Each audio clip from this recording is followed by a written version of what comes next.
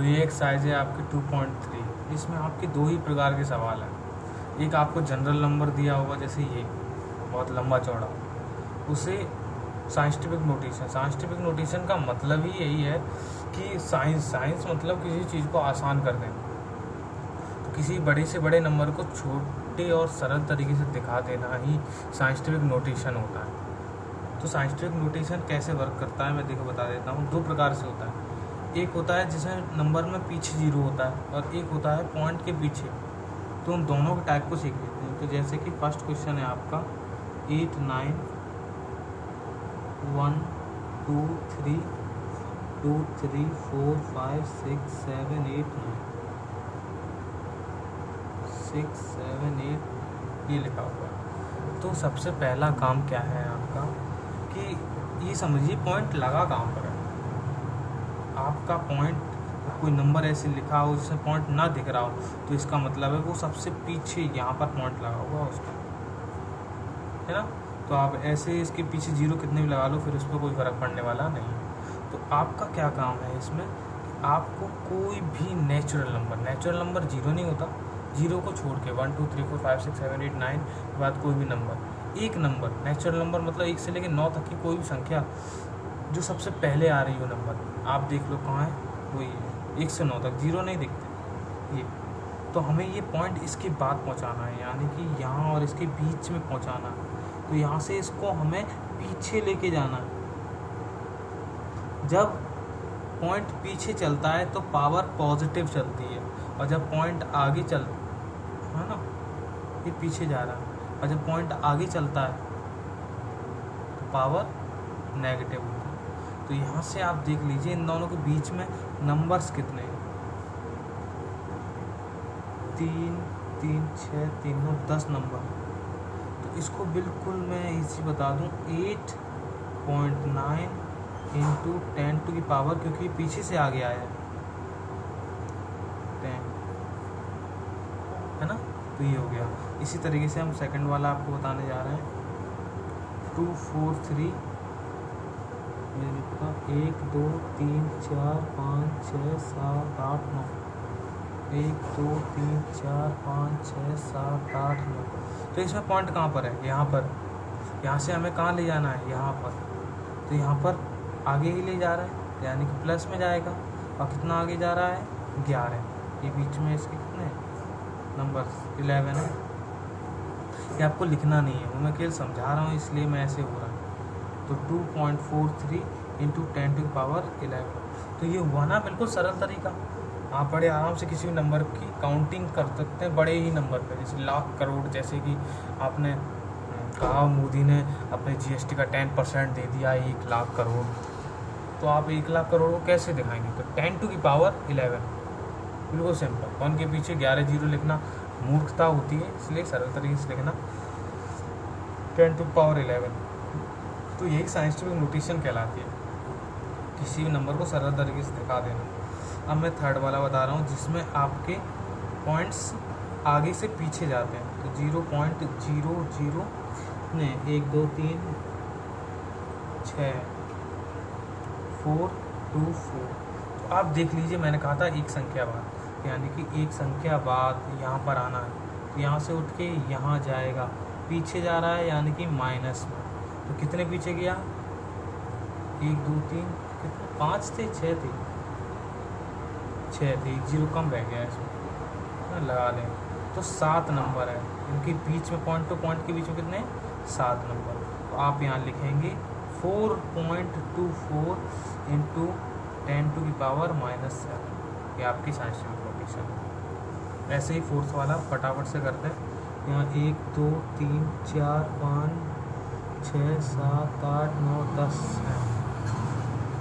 तो यहाँ फोर्थ वाले में दिया हुआ है पॉइंट 1 2 3 4 5 6 7 8 9 10 फिर 8।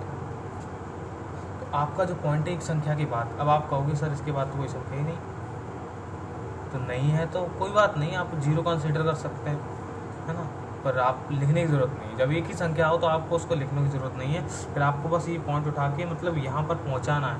मैं दिखा रहा हूँ, आपको ऐसा लिखना नहीं है, नहीं तो आप एग्ज़ाम में जाके ऐसे तीर बना के और माइनस लगा दो, है ना। आपको डायरेक्ट लिखना है, बस अपनी समझदारी का परिचय देते हुए 10 टू की पावर माइनस के 11, क्योंकि वो इनके बीच में 11 संख्याएँ हैं इन पॉइंट टू पॉइंट की। पीछे जाने की वजह से माइनस लगा है, आगे जाता तो प्लस लगता। ये बिल्कुल सिंपल तरीका है। अब उसी तरीके से ये दिए हुए हैं, तो आप समझ लीजिए सेकंड पार्ट। तो इसमें आपको साइंटिफिक दी है और जनरल में बदलनी है ना। नॉर्मल नंबर में बदलने हैं, तो 4.34 10 टू की पावर 6, मैं 2 बता दे रहा हूँ, एक प्लस वाला और एक माइनस वाला। तो इसके लिए +6 है। तो अब आप समझ लीजिए, अब पावर से इसे बदलना है, तो पॉइंट अब कहाँ से कहाँ जाएगा, ये पीछे जाएगा, है ना।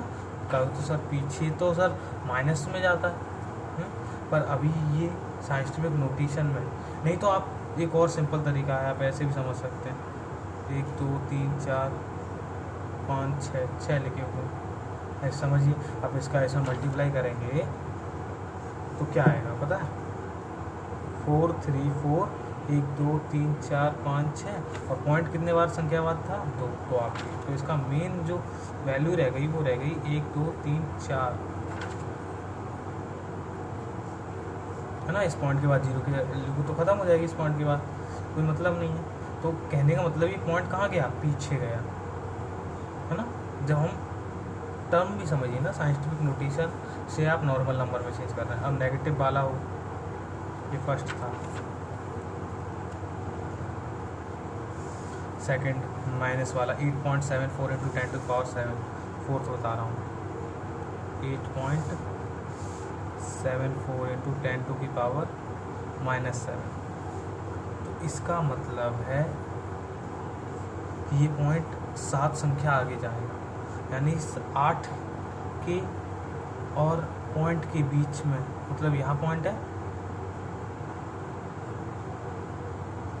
यहाँ पर पॉइंट है, और इस पॉइंट के बीच में कितनी संख्याएं होंगी, 7। तो 7 तो अब है नहीं, तो क्या लिखते हैं, 2 3 1 2 7। तो अब यहाँ पॉइंट ये नहीं रहा है, 7 4। तो ये समझ लीजिए। तो इसका जो मेन लुक है वो केवल ऐसे लिखा जाएगा, 8 7 4। ये पॉइंट उठ के पीछे आ गया, इन दोनों के बीच में 7 संख्या है। जब माइनस हो तो पॉइंट आगे जाता है, और प्लस हो तो पॉइंट पीछे जाता है। पर हम जब साइंटिफिक नोटेशन में चेंज करते हैं तब पॉइंट आगे पीछे उल्टे तरीके से होता है। तो आप समझ गए होंगे और आप कर पाएंगे। अब देखिए, ये कुछ लैंग्वेज प्रॉब्लम वाले सवाल हैं, बहुत ही सरल हैं। इनमें सिर्फ यही कहा है, दो ही बातें की होंगी। एक बोलेगा कि साइंटिफिक नोटेशन बदल दो, और एक बोलेगा अगर साइंटिफिक नोटेशन दिया है तो कहेगा सिंपल फॉर्म में बदल दो। जैसे कि ये पहला मैं बता दे रहा हूँ, स्पीड ऑफ लाइट यानी कि 3 1 2 2 3 1 2 3 मीटर पर सेकंड। इसको हमें साइंटिफिक नोटेशन में चेंज करना है ना, चेंज इनटू SF। तो आप देख लीजिए पॉइंट कहाँ होता है, पीछे, और पीछे से लेके आपको 3 के बगल में लाना है, यानी कि सारे 0 क्रॉस हो जाने चाहिए। तो 3 3 6 और 8, तो 3 इंटू 10 टू की पावर 8 मीटर पर सेकंड लगा दीजिए, क्योंकि यहाँ पर यूनिट लगी है तो यूनिट तो वही रहेगी। बस इसको साइंटिफिक नोटेशन में चेंज कर लेंगे। तो बिल्कुल इसी प्रकार से, है ना। तो ये हो गया। सेकंड वाले को आप दिखा सकते हो। अब जब जहाँ 1 लगा हो तब हम वहाँ उस तरीके से नहीं लिखते, ध्यान रखिए। इसको भी मैं बता दे रहा हूँ, 1 0 0 1 2 3। तो आप इसको ऐसे ना लिखें क्योंकि ये अच्छा नहीं लगेगा। 10 टू की पावर 5 लिखेंगे आप तो ये अच्छा नहीं लगेगा, क्योंकि 1 का किसी में मल्टीप्लाई करो वही रहता है। तो 10 टू की पावर 5 ही रखिए। लाइट ईयर,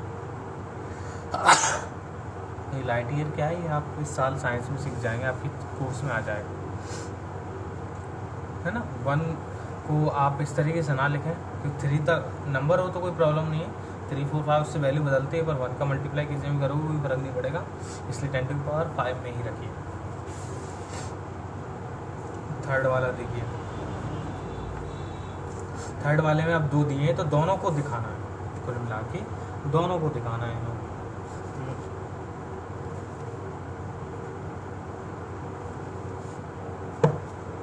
इन दोनों को ही चेंज करना है। तो आप इन दोनों को कैसे लिखेंगे, 5 × 10⁻³ टू 2। अब यहाँ 1 को आप लिखना, जैसे मैंने आपको बताया 1 लिखने की ज़रूरत नहीं है, तो आप इसको डायरेक्ट भी लिख सकते हैं, 5 × 10⁻³ टू 10⁻³। ठीक है, तो इसी तरीके से ये सारे करने हैं आपको। ये लास्ट वाले में आपको स्टैंडर्ड में बदलना है, 10⁻30 है ना, इसको आपको साइंटिफिक नोटेशन से नंबर बदलना है। बाकी के आपके क्वेश्चन सेम वही चीज़ करनी है, इसको भी बदलना साइंटिफिक नोटेशन में, इसको भी साइंटिफिक नोटेशन में, इसको भी साइंटिफिक नोटेशन, बिल्कुल ईजी है। इसके बाद आपको मैं दिखा देता हूँ, आपको यहाँ पर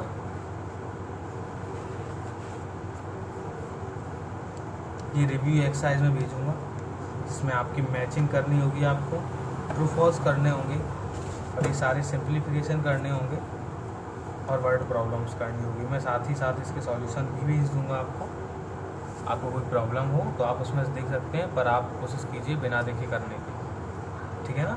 पर मैंने इसमें कोई भी क्वेश्चन आपका पिछले वाले उनमें से अलग नहीं होगा, सारा उनसे जुड़ा ही हुआ होगा। तो मैं आपको सारा इनका फ़ोटो और इनका जितने भी सॉल्यूशन है वो भेज दूँगा, आप उसमें से देख लीजिए,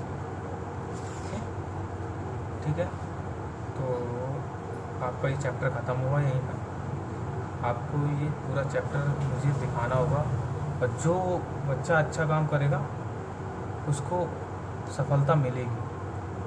आपको आगे आने वाली क्लासों में 9th 10th में उतनी प्रॉब्लम्स नहीं होंगी, क्योंकि जब हम बड़ी क्लास में आ जाते हैं और छोटी छोटी चीज़ों को पूछते हैं टीचर से, तब बहुत सारी प्रॉब्लम्स क्रिएट हो जाती हैं हमारे लिए, हमें बोलने में पूछने में शर्म लगती है। अभी आप कोई भी छोटी पॉइंट्स हमसे पूछ सकते हो, तो कोई प्रॉब्लम नहीं होगी अभी आपको।